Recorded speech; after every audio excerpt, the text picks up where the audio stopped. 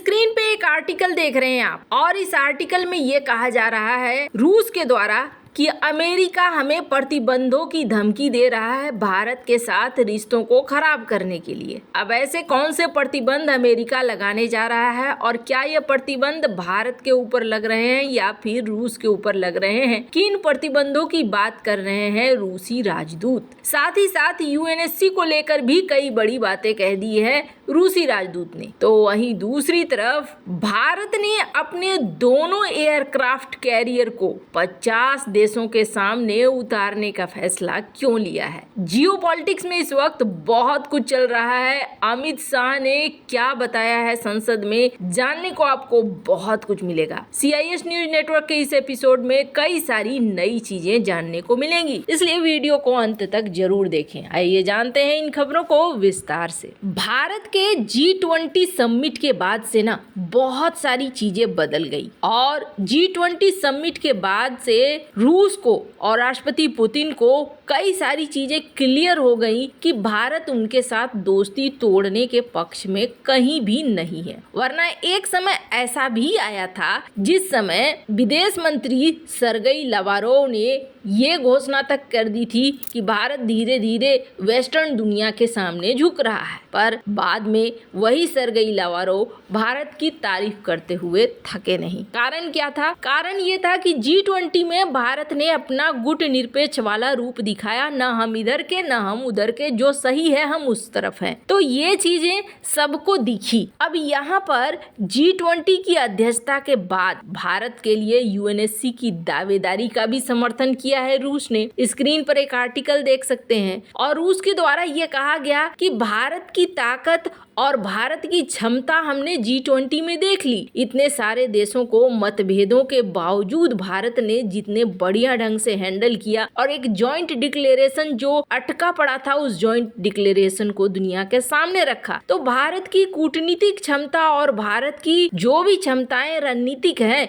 वो दुनिया के सामने आई है। भारत एक प्रबल दावेदार बनता है यूएनएससी के परमानेंट मेंबरशिप का, और हम इसका समर्थन करते हैं। खैर, अब रूसी राजदूत यहीं तक नहीं रुके। रूसी राजदूत ने ये भी कहा कि हम अपने व्यापार को भी बढ़ा रहे हैं, और ये बहुत बड़ी सच्चाई भी है। भारत और रूस अपने व्यापार को एक अलग लेवल पर ले जा रहे हैं। हमने आपको पहले भी कई सारी ऐसी खबरें दी हैं जिनमें बताया है कि किस तरीके से रूस और भारत अपने व्यापार नए दौर में ले जा रहे हैं। एक एग्जाम्पल देखिए, भारत और रूस ने अपने बायलैटरल संबंधों को मजबूत करते हुए, न्यूक्लियर कोऑपरेशन को बढ़ावा देते हुए नए एग्रीमेंट साइन किए हैं। अब ये क्या है? तो इसका मतलब है कई सारे नए न्यूक्लियर रिएक्टर बनेंगे। भारत हाल फिलहाल में मॉड्यूलर न्यूक्लियर रिएक्टर बनाने की बात भी करता रहा है। और जो इतिहास नहीं जानते हैं उन्हें बता दूं, जब सोवियत संघ हुआ करता था तब सोवियत संघ ने भारत की बहुत मदद, और भारत की उस समय एनर्जी के क्षेत्र में अगर किसी ने मदद की थी तो रूस ही था। और सिर्फ एनर्जी ही नहीं, फैक्ट्रियां वगैरह लगाने में भी रूसी इंजीनियर्स, रूसी टेक्नीशियन बहुत काम आते थे। इन्होंने उस समय बहुत ही ज्यादा मदद किया था भारत को। और आज भी न्यूक्लियर कोऑपरेशन की बात होती है तो आपको देखने को मिलेगा रूस के साथ बहुत तेजी से भारत बढ़ रहा है। हालांकि अब नए प्लेयर फ्रांस भी आ रहे हैं, अमेरिका भी आ रहा है, पर रूस की तरह किसी के साथ अभी उतने विशेष लेवल पर नहीं पहुंचा है। अब इसी बीच अलीपो ने कहा कि हमारे रिश्ते अच्छे हैं और हमारा रिश्ता इतने समय से चल रहा है, अभी भी चल रहा है। उन्होंने भी याद किया कि यूएसएसआर के समय जो मदद दी गई थी भारत को, तो भारत के लोग रूसी लोगों को एक नेक दिल, अच्छे, विश्वासी, ईमानदार मानते हैं, और ये हमारे रिश्ते के लिए सबसे मजबूत है। लेकिन अमेरिका कोशिश कर रहा है हमें धमकाने का, भारत और रूस के रिश्तों को खराब करने का। रूसी राजदूत ने इस बात को साफ किया कि यहाँ तक स्थिति होती है कि अगर अमेरिका से लोग आते हैं तो वो क्या कहते हैं कि हाँ जी, हम तो चाह रहे हैं कि भारत रूस से दूर चला जाए। वो स्पष्ट इन बातों को कहते हैं, और उसके बाद ये भारत के ऊपर कहीं न कहीं दबाव बनाने की कोशिश करते हैं, प्रतिबंधों की धमकियां देते हैं, डराने की कोशिश करते हैं। लेकिन भारत में कुछ ऐसे लोग हैं जिन्हें काफी सतर्कता बरतनी पड़ती है, और बहुत सारे ऐसे लोग हैं जो इन धमकियों की परवाह नहीं करते हैं और हमारे साथ रिश्तों को बनाकर चलते हैं। अब जिन प्रतिबंधों की बात वो कर रहे हैं, दरअसल प्रतिबंधों की की बात करें, भारत के ऊपर तो कम, लेकिन एक प्रतिबंध है जो कहीं ना कहीं भारत को भी असर दे डालता है, और वो प्रतिबंध जी कैप्टन के इस न्यूज में देख सकते हैं। कहा गया कि रूसी ऑयल टैंकर को यू टर्न लेना पड़ा। क्यों यू टर्न लेना पड़ा? अचानक से अमेरिका ने जिस कंपनी का ये टैंकर था उस कंपनी के ऊपर प्रतिबंध लगा दिया। अब जब प्रतिबंध लगा दिया तो एक लंबा चौड़ा टैंकर, जिसमें कहा जा रहा है ईंधन भरा जा चुका था, 817 फुट का ये टैंकर था, और इस 817 फुट के टैंकर को यू टर्न लेना पड़ा। वापस से ये पोर्ट में आ गया और पोर्ट से फिर इसे कहीं दूसरी जगह के लिए रीरूट किया गया। अब इस तरह के और भी ज्यादा प्रतिबंध लग सकते हैं 2024 में। स्प्लाश की ये न्यूज कहती है कि हो सकता है आगे अमेरिका इस तरीके के प्रतिबंध और भी ज्यादा लगाए। तो कहीं ना कहीं एक रुकावट पैदा करने की कोशिश तो जरूर हो रही है, पर जहां ये सब कुछ हो रहा है फिर भी भारत और रूस के बीच में संबंध बढ़िया ही बने हुए हैं। पर भारत और रूस के संबंध में एक चीज है और वो बेहद ट्रिकी है,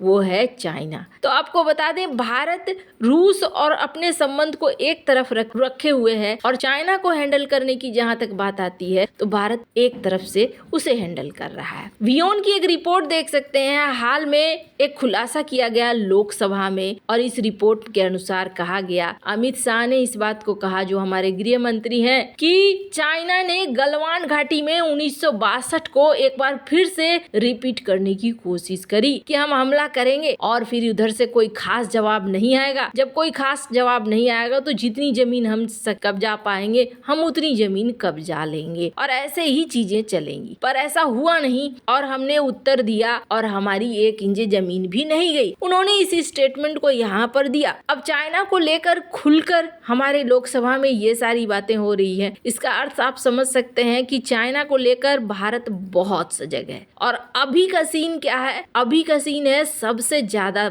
बड़ी दुनिया की नौसेना है चाइना की, और आने वाले दिनों में अगर भिड़ंत भी होती है तो फिर वो भिड़ंत होगी समंदर के अंदर ही। अब ऐसे में भारत को अपनी नौसेना की शक्तियां भी आजमानी बेहद जरूरी है। अभी यमन के हुती विद्रोही लाल सागर में तांडव कर रहे हैं या सोमालिया के डाकू कर रहे हैं, तो भारतीय नेवी ने अपनी ताकत को तो दिखाया ही है, पर अब भारत एक नई चीज कर रहा है। वैसे कुछ को लगेगा कि ये गलती है, लेकिन कुछ को लगेगा कि ये सही है। क्या कर रहा है भारत? तो भारत अपने दोनों एयरक्राफ्ट कैरियर को उतार रहा है मिलन 2024 के लिए। 50 देशों की नेवी के साथ भारत के दोनों एयरक्राफ्ट कैरियर यहाँ उतरेंगे, विक्रमादित्य और INS विक्रांत। अब इसमें क्वाड देश तो होंगे ही, क्वाड देशों के साथ साथ अन्य देश भी होंगे। कुल 50 देशों की बात कही जा रही है, जिसमें दक्षिण चीन सागर के भी कई सारे देश हैं। और आपको बता दें, ये जो